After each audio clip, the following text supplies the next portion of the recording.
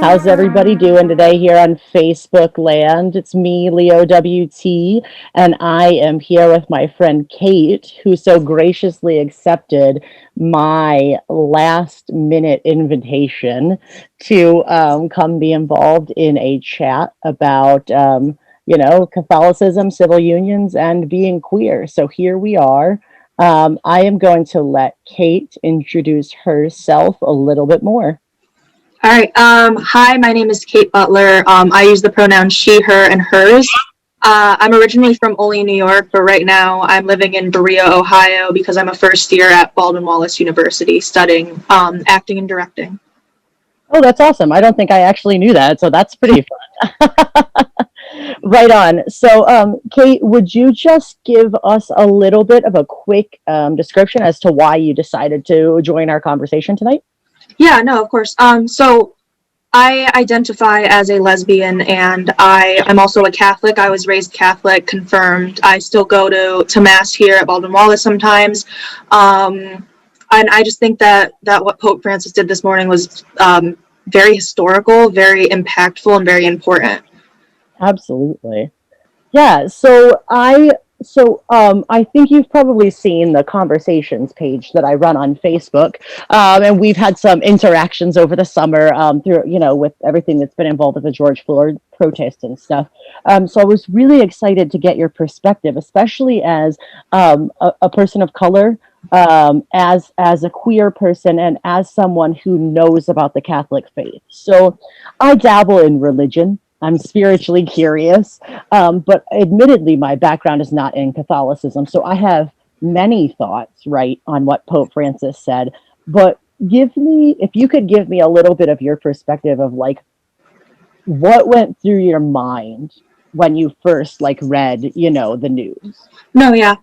So like I said before, I was raised Catholic. My family never pushed homophobic ideals, despite being Catholic and going to church every Sunday.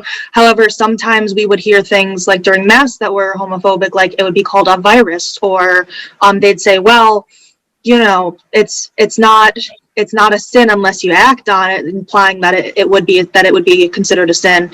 And so there's a lot of, I feel like, internalized homophobia for a lot of queer people that grow up in the church. So I saw the news this morning. A friend actually texted it to me. And at first I was like, I really don't want this to be another thing where they're kind of like pushing back the ideas of still being like, oh, it's still a sin, but we just don't judge sinners, because that's what's been said before. But now looking deeper into it, because I did some more research this morning, I think it's a really important step that we're taking, because like in the Catholic faith, the Pope is considered the God on earth.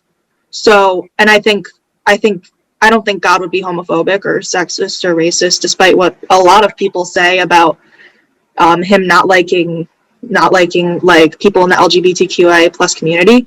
And I think that it's really important that the Pope took those steps this morning to make sure that we know that God wasn't homophobic and he's not homophobic. Absolutely. I think that's crucial.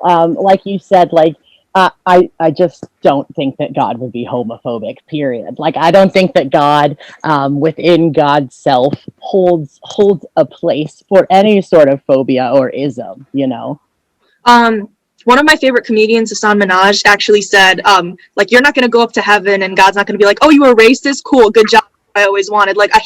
God doesn't teach hate, no racism, homophobia, sexism, everything, Islamophobia, no, nothing like that.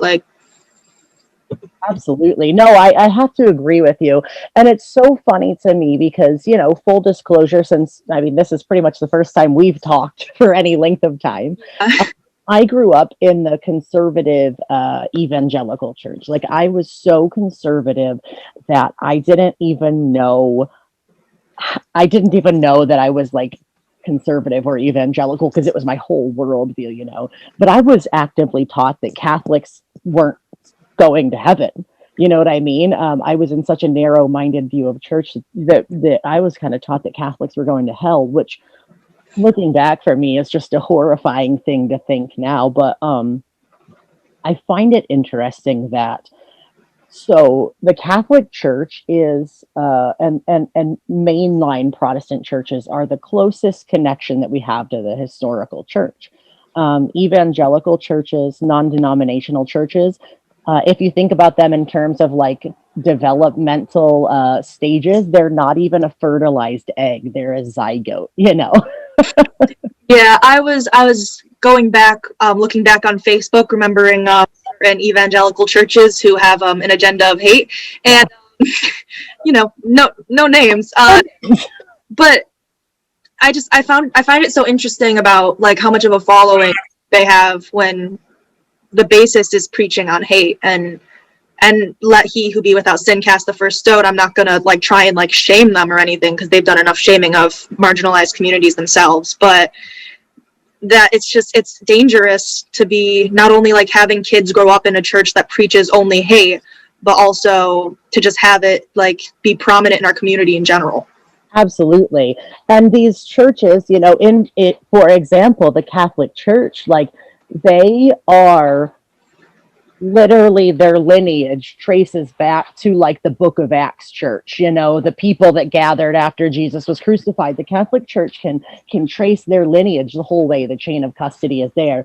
And so for the Pope, right, the head of the Catholic Church, to stand up and say, you know, LGBTQ individuals deserve human rights and deserve legal protection.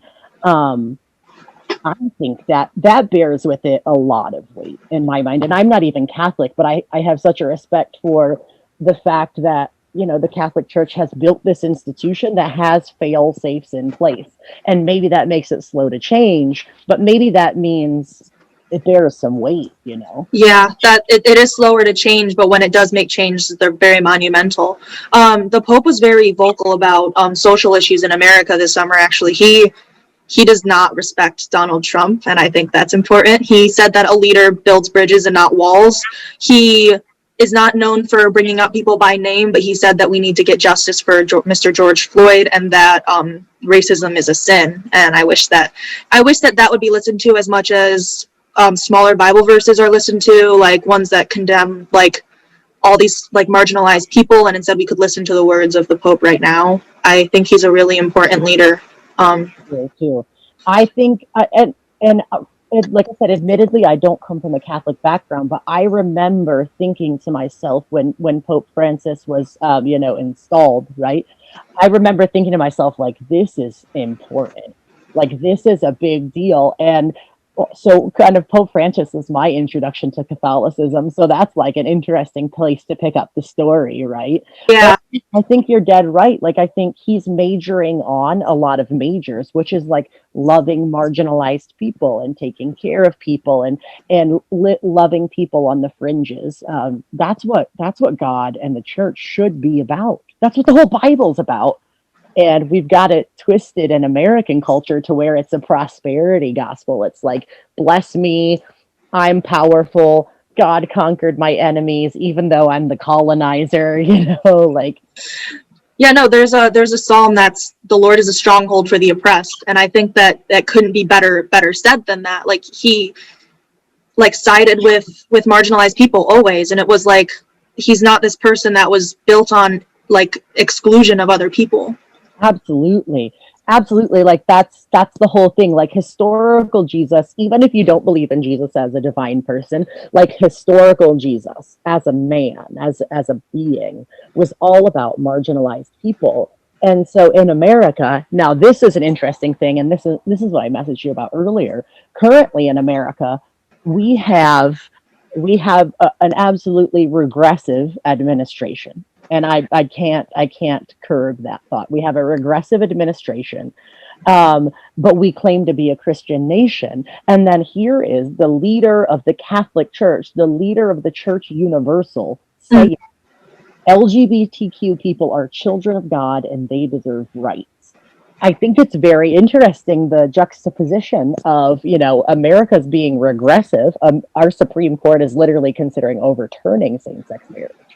And the Catholic Church, the Church Universal, this person that I believe was divinely put into place. You know what I mean? Oh yeah.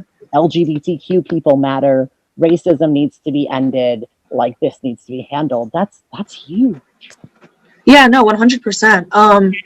I actually had a conversation with one of my friends last night about politics, and I was like, I don't understand why we agree with electing these officials who don't believe in the rights of me, and we're saying that we, like, it's so easy for people to say, oh, I support you. It's so, like, I support you, but you show it with your actions. Yep. And one of the big actions you can take is to change policy, and by changing policy, you vote.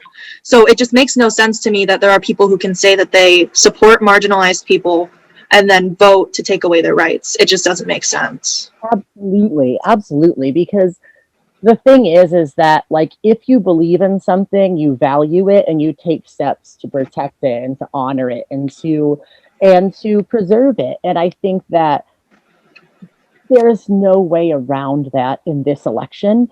And there's no way around that in our current cultural conversation about religion. The Pope said, like, bro, hey, LGBTQ people are humans and they deserve protection. Like, so the Pope was like, yo, I'm going to change policy, right? And in America, we have policies being changed negatively. And people saying, you know, oh, I support you, like, I love you, but at the same time, your votes and your energies and your support are going in different directions. And for me, as an LGBTQ person, that's perplexing. You know what I mean? Oh yeah. I mean, yeah, like, it's so easy to say that you're going to support someone, but this is kind of the election where we're like, okay, prove it and show us that you support us. And at the same time, I'm really disappointed that all of these statements are being issued as like controversial or political, that Black Lives Matter and that LGBTQ people should be able to have rights. Like, it doesn't make sense to me. So like, at this point, I think that the voting is just, it's a human rights issue above anything. And when people are like, oh, well, you know, I don't agree with those parts of like the president's ideals, or I just want to know where they draw the line. Yeah, absolutely. Like, where do you draw the line in support of an institution that is harmful to marginalized people, right? And I think that's been a hard line to dance on for LGBTQ people for so long, especially if you're a person of faith. It's like, how do I support an institution that doesn't support me, that doesn't support my relationship, that doesn't support my kids and their gender, that doesn't support so many things? And I think it's huge, and it's vastly restorative to say, hey, like, oh, yo, I'm up here. I'm you know, at part of the Vatican, and I'm saying this matters. Like, that's a huge show of support. You know what I mean? Show of support, because I mean, there's points where a lot of queer people get upset because they're like people of faith, they're Catholic, and they realize that they can't get married in the church. But I really am hopeful that someday that we'll get there, and I think this is definitely a step in the right direction. Absolutely. And there's definitely room for skepticism and concern, because there are more steps that need to come, but kind of like we touched on before, like, this is such a foundational primary step. Like, without this step, no other steps can be taken. And so I have to, you know, I hear people when they say they're skeptical. LGBTQ people have been mistreated by the church universal for so long. But maybe it's the optimist in me. Maybe it's the fact that I had a little caffeine late in the day or something. But I do think that it's a foundational step, and we need more. We need better. But this is such a big, big step forward, you know? I think this, of all time, like all times, is the best time to be making changes like this, because we're in a space where people are more welcome to change. I mean, on the other side, though, there's a lot of people who won't be welcome to it, which is why I'm really grateful that the Pope decided to be vocal about all of these issues, because I'm sure he knew that there would be a lot of people who did not agree with him in the slightest. Absolutely, yeah. And like you said, like I said, maybe it's the optimist in me, but this is the perfect time for change. I think so many people in 2020 have been like dumpster fire, garbagey, or, you know, everything's bad. But really, I think we're kind of presented with the chance to like flip the script of everything, to turn everything on its head. And actually, like, if you take the Bible seriously, like, that's what Jesus did. Jesus came and said, like, yo, the system is corrupt. The government is corrupt. The temple is corrupt. I've made a new way, right? And so maybe, like, we're in this cataclysmic moment, and we have this chance to make a new way forward and to follow spirit into a better 2021, You know what I mean? I 100% agree, because there's all these posts going around that are like, oh, 2020 is the worst year ever. But honestly, all of these like racial issues have been happening for centuries, and we're finally putting them to light. So like, yeah, it's a bummer that all of that stuff happened. Oh my gosh, a bummer doesn't even begin to, I don't even know why I use that word, but it's terrible, and it's tragic that all of this mistreatment, like racial mistreatment and racism, has happened. But like, we are given the chance to do something about it, and I think that would make 2020 pretty good, actually. Absolutely. I'm commenting to people's comments on our page, so don't read this as not paying attention. Um, Someone else was just saying that the Pope was a much needed change, and the Pope was a much needed change. I think 2020 was a much needed change. Mm-hmm. There's so much in our world that's not headed towards sustainability, be it economics, be it environmental practice, be it the whole system of American government. All of these things were not sustainable, and frankly, a regressive, homophobic, hateful church is not sustainable in a diverse and multicultural and intersectional world. So here we are in 2020. We got this gangster Pope. I love him. I love Pope Francis, man. I'm telling you what, like, Francis, he was definitely a much needed Pope. We needed somebody like him, because we needed leadership like that. Because I think this is how, again, we touched on it 1,000 times, but God doesn't believe in homophobia. We need someone in this leadership position who believes the same thing. And I'm very thankful for Pope Francis, because he's saying a lot of things that needed to be said a long time ago. absolutely. And you know what? It's really interesting what happens when you have a leader in a position of power. Because I think in America right now, we don't have a leader in a position of power. We have a bully, we have a placeholder, we have a person in a position of power, but I do not believe that this person is a leader. But Pope Francis was a leader. Pope Francis took risks. Pope Francis makes decisions. Pope Francis takes action and engages in the world in front of him. And I think that's what it takes to be a leader, right? To be a leader, you have to engage the people that you're leading. And that's not incite, but engage and challenge. And I think that he's done that from what I can see. You know what I mean? Yeah. I could see the Catholic Church growing in ways that have maybe been foreign for so long. You know what I mean? Because to take a stance that honors the intersectionality of being queer and a Catholic, or queer and religious, that's going to break new ground for the church.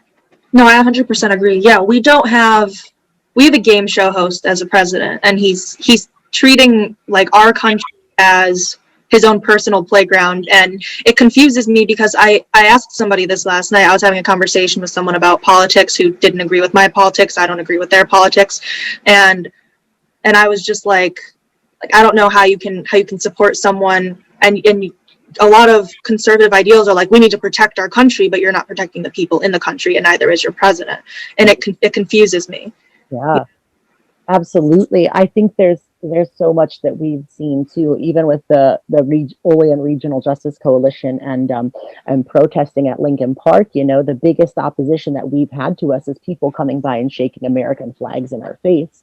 But then when I took an American flag and I wrote a phrase from the Pledge of Allegiance on it, I wrote "Justice for All" on the flag. You would not believe the anger that it incited in people. Like, they're angry about this flag, but they're not angry about the fact that justice for all is not an actualized phrase right now, you know? Yeah, no. Back when coronavirus first started picking up in the United States, and there was a lot of issues with people attacking either verbally or physically Asian American people, just like in public, I noticed that the people I'd be most afraid of are the people that were wearing American flag things. And I was thinking back on that, and I was like, that's so disappointing if you think about it, that people who wear things that have to do with America are being, like, I see them as being potential threats. Like, that's disappointing, and that's scary. Like, that's so disappointing and so scary. And interesting that you spotted that. So, like, I'm not Asian. And so it's just wild to me that people's first instinct was like to attack Asian people, bro. Like, that's crazy. you know But what that what that rooted from was our president calling it the Kung flu, calling it the China virus. He recently did when he was debating Biden. It's disgusting, it's disgraceful, and it makes racist people think that they're allowed to be more open and outward about their own racism and their own intolerance. Exactly. Yeah, there is a spirit of openness in 2020, and unfortunately, that openness has been so far openness to hatred. But I kind of have a little bit of hope in this situation. I kind of see 2020 as this precipice, right? This tipping point, Mm-hmm. and there's hatred, but there's also good. And if we can stir up the cultural consciousness, and if we can get a mass of people moving their consciousness in a positive direction, power structures flow downstream from consciousness. So as the world becomes more conscious, our leadership begins to reflect that. And as the Catholic Church has become more conscious, bro, we got Pope Francis, man. Like, he's there. Maybe America could follow suit. Like, I'd like to see that. If a church who was still, what is it, like only maybe 50 years ago that mass was still being held in Latin. I don't remember the years of Vatican II, but if a church that was, within the past century, this church was still speaking in Latin, a dead language, right? If they can fast forward to 2020 and the head of the Catholic Church can say LGBTQ people matter and they should be legally protected, maybe we could get that pendulum to swing in America as well.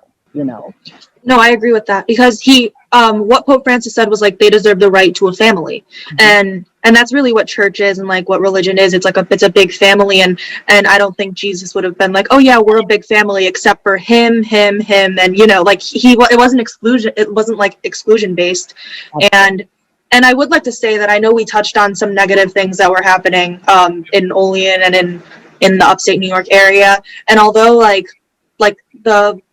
the hate will continue. I'm really proud of what Olean has done to like protest and make sure that to be racially and socially conscious. Yeah, absolutely. They've done. Yeah, I think it's funny because we kind of joke every week when we're out at the circle protesting, we joke about the amount of middle fingers or the amount of N words or the amount of white powers that we get. But I have to level with you, bro. Olean has been so much more supportive than hateful throughout all of this. And I think the people that are talking the loudest right now behind their keyboards, they're scared because they know them being scared and fighting back isn't actually like an admission that they know they have privilege. And I think Olean is really, really cool because we are an urban environment in the middle of a rural area. Yeah. It's weird, right? But Olean has been showing up in progressive and impressive and profound ways since the George Floyd protest.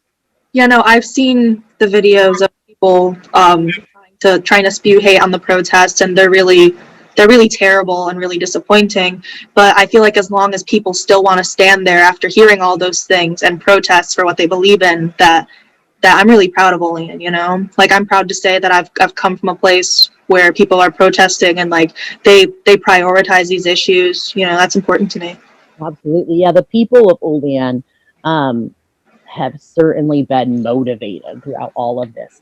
And there's a lot of young people, there's a lot of high schoolers, and you know what's interesting? There's a lot of support amongst people that are of like retiree age too. My friend Marianne was there last night, and I love this woman. She comes into me to get a haircut. She's got all white hair. I don't know what her age is. I'm terrible at guessing, but old enough to have all white hair. And she was out there with her sign that said "End White Supremacy," and people were driving by, and a couple people were giving her the finger, and a couple people were yelling at her, and she just waved.